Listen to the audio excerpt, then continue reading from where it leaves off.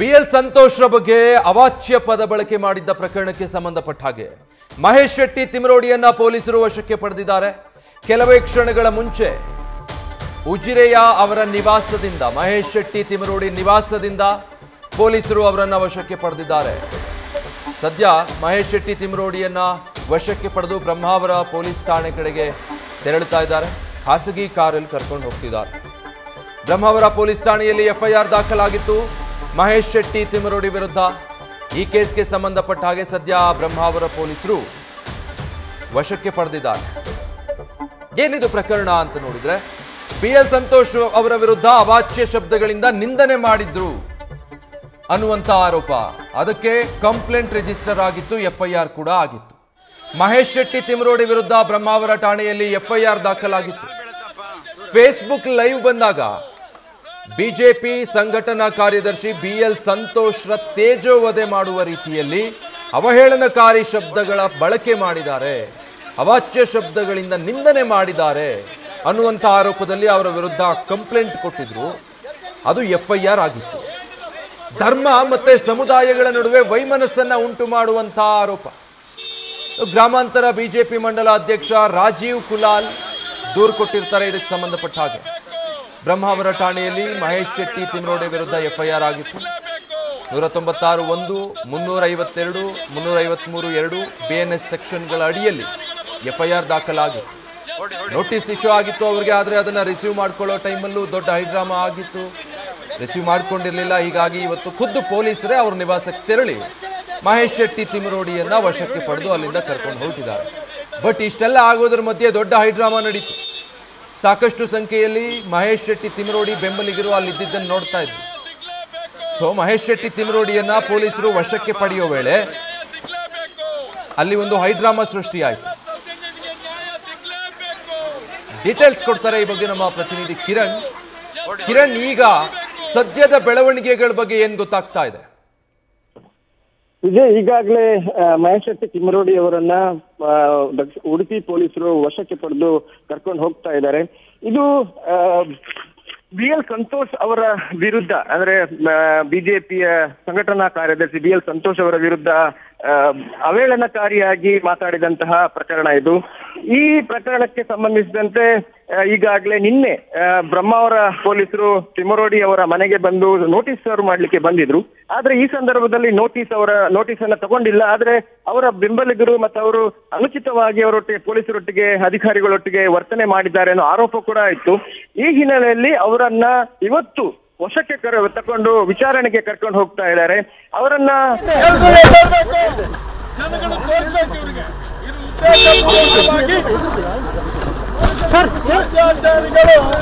ನಿರ್ಮಾಣ ಮಾಡಿದಂತ ಒಂದು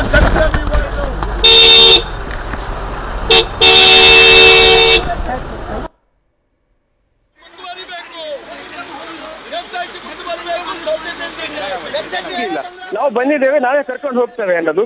ಆದ್ರೆ ಅದರ ನಡುವೆ ಪೊಲೀಸರು ಮತ್ತೆ ಅವರ ನಡುವೆ ಒಂದು ಮಾತುಕತೆ ನಡೆದು, ಸರಿ ನೀವು ನಿಮ್ಮ ಗಾಡಿಯಲ್ಲಿ ಬಂದ್ರೆ ಅದು ನಮ್ಮ ಭದ್ರತೆಯಲ್ಲೇ ಬರಬೇಕು, ನೀವು ಪ್ರೈವೇಟ್ ಬೇರೆ ಕಡೆಯಿಂದ ಹೋಗ್ಬಾರ್ದು ಅನ್ನೋದು.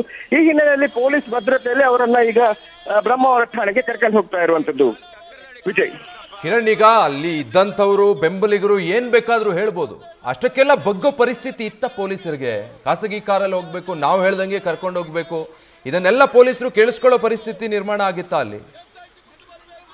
ವಿಜಯ್, ಇವರನ್ನ ಬಂಧನ ಮಾಡುವಂತಹ ಪ್ರಕ್ರಿಯೆ ಇರುವುದಿಲ್ಲ. ಯಾಕಂತ ಹೇಳಿದ್ರೆ ಇದು ಒಂದು ಅವಹೇಳನಕಾರಿಯಾಗಿ ಮಾತಾಡಿದಂತಹ ಪ್ರಕರಣ.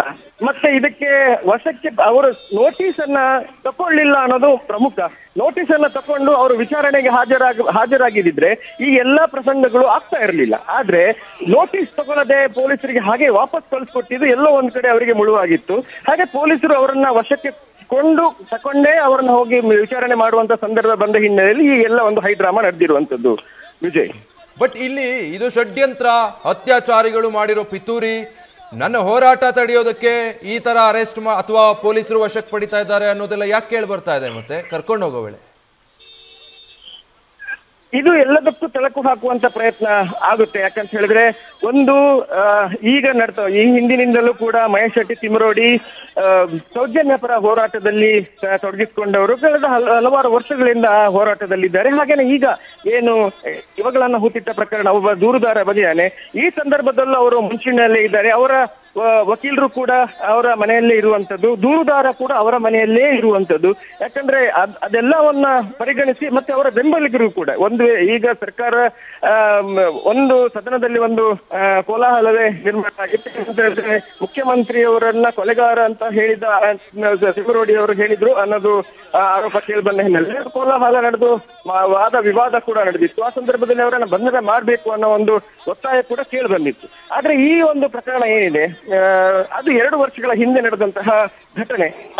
ಅದಕ್ಕೆ ಇನ್ನೂವರೆಗೂ ಆ ತರದ ಕ್ಲಾರಿಟಿ ಇನ್ನೂ ಸಿಕ್ಕಿಲ್ಲ. ಆದ್ರೆ ಈ BL ಸಂತೋಷ್ ಅವರ ವಿಚಾರದಲ್ಲಿ ಏನು ತಿಮರೋಡಿ ಅವರು ಮಾತನಾಡಿದ್ದಾರೆ ಸಾಮಾಜಿಕ ಜಾಲತಾಣಗಳಲ್ಲಿ, ಅದರ ವಿರುದ್ಧ ಆಗದಂತಹ ಪ್ರಕರಣ ಇದು.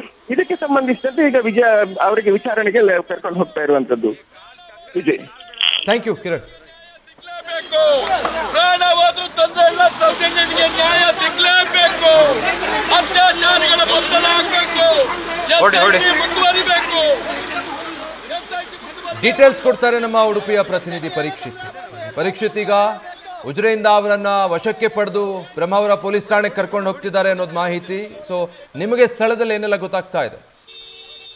ಅದಕ್ಕೆ ರಾಹುಲ್, ಅದಕ್ಕೆ ವಿಜಯ್, ಬ್ರಹ್ಮಾವರ ಪೊಲೀಸ್ ಠಾಣೆಗೆ ಈಗ ಮಹೇಶ್ ಶೆಟ್ಟಿ ತಿಮರೋಡಿ ಅವರನ್ನ ಕರೆದುಕೊಂಡು ಬರಲಾಗ್ತದೆ. ಹೀಗಾಗಿ ಬ್ರಹ್ಮಾವರ ಪೊಲೀಸ್ ಠಾಣೆ ಏನು ಭಾಗದಲ್ಲಿ ಬಹಳಷ್ಟು ಬಿಗಿ ಭದ್ರತೆಯನ್ನು ಮಾಡಲಾಗಿದೆ. ಯಾಕಂದ್ರೆ ಸದ್ಯಕ್ಕೆ ಬ್ಯಾರಿಕೇಡ್ಗಳನ್ನ, ಅಂದ್ರೆ ಪೊಲೀಸ್ ಠಾಣೆಯ ಆಸುಪಾಸಿನಲ್ಲಿ ಬ್ಯಾರಿಕೇಡ್ಗಳನ್ನ ನೋಡಿಸಿ ಪೊಲೀಸ್ ಬಿಗಿ ಭದ್ರತೆಯನ್ನ ನಿಯೋಜನೆ ಮಾಡಲಾಗಿದೆ. ಯಾಕಂದ್ರೆ ಯಾವುದೇ ಸಂದರ್ಭದಲ್ಲಿ ಕೂಡ ತಿಮರೋಡಿ ಬರೋ ಸಂದರ್ಭದಲ್ಲಿ ಆ ತರ ಒಂದಷ್ಟು ಬೆಂಬಲಿಗರು ಬ್ರಹ್ಮಾವರ ಭಾಗದಲ್ಲಿ ಕೂಡ ಇರುವಂತದ್ದು. ಒಂದಷ್ಟು ಮಂದಿ ಏನು ಎಸ್ ಪಾರ್ಟಿ ಅಂದ್ರೆ ಯಾರು ದೂರ ನೀಡಿದ್ದಾರೆ ಅವರ ಬೆಂಬಲಿಗರು ಕೂಡ ಆಗಿರುವುದು. ಯಾಕಂದ್ರೆ ಬಹಳಷ್ಟು ರಾಜೀವ್ ಕುಲಾಲ್ ಅನ್ನುವಂತ ಅಧ್ಯಕ್ಷ ಅವರ ಏನು ದೂರದಾರರಿದ್ದಾರೆ, ಅವರ ಬೆಂಬಲಿಗರು ಕೂಡ ಅಲ್ಲಿ ಸಾಮಾನ್ಯವಾಗಿ ನೀಡಿದ್ದಾರೆ. ಹಾಗಾಗಿ ಎರಡು ಕಡೆ ಘರ್ಷಣೆ ಆಗಬಾರ್ದು ನಿಟ್ಟಿನಲ್ಲಿ ಈಗಾಗಲೇ ಪೊಲೀಸ್ ಬಿಗಿ ಭದ್ರತೆಯನ್ನು ಕೂಡ ಅಲ್ಲಿ ನಿಯೋಜನೆ ಮಾಡಲಾಗಿದೆ. ಸದ್ಯ ಯಾವುದೇ ಕಾರಣದಲ್ಲಿ ಕೂಡ ಏನು ತಿಮರೋಡಿ ಅವರನ್ನ ಬ್ರಹ್ಮಾವರ ಪೊಲೀಸ್ ಠಾಣೆಗೆ ಕರೆದುಕೊಂಡು ಬರ್ತಾರೆ ಪೊಲೀಸರು. ಹೀಗಾಗಿ ಎಲ್ಲ ರೀತಿಯ ಬಿಗಿ ಭದ್ರತೆಯನ್ನು ಮಾಡುವ ಮೂಲಕ ಪರಿಸ್ಥಿತಿಯನ್ನು ನಿಯಂತ್ರಣ ಮಾಡಲಿಕ್ಕೆ ಪೊಲೀಸರು ಎಲ್ಲ ರೀತಿಯ ಕ್ರಮವನ್ನ ತೆಗೆದುಕೊಂಡಿದ್ದಾರೆ. ಸೊ ಮುಂದಿನ ಪ್ರಕ್ರಿಯೆ ಏನು ಪರೀಕ್ಷಿತ್? ಅಂದ್ರೆ ಈ ಪ್ರಕರಣದಲ್ಲಿ 196, 352, 353 ಅಡಿ ಕೇಸ್ FIR ಆಗಿರೋದು, ವಿಚಾರಣೆ ಮಾಡಿ ಇವತ್ತು ಬಿಟ್ಟು ಕಳಿಸೋದಾ ಅಥವಾ ಹೇಗೆ ಅಂತ ಮುಂದಿನ ಪ್ರಕ್ರಿಯೆ? ವಿಜಯ್, ಸದ್ಯಕ್ಕೆ ಮುಂದಿನ ಪ್ರಕ್ರಿಯೆ ಈಗ ಸದ್ಯಕ್ಕೆ ವಿಚಾರಣೆಯನ್ನ ತಿಮರೋಡಿ ವಿರುದ್ಧ ವಿಚಾರಣೆಯನ್ನ ಪೊಲೀಸರು ಮಾಡ್ತಾರೆ. ಸಂದರ್ಭದಲ್ಲಿ ಅವರನ್ನ ನ್ಯಾಯಾಲಯಕ್ಕೂ ಹಾಜರುಪಡಿಸಬಹುದು.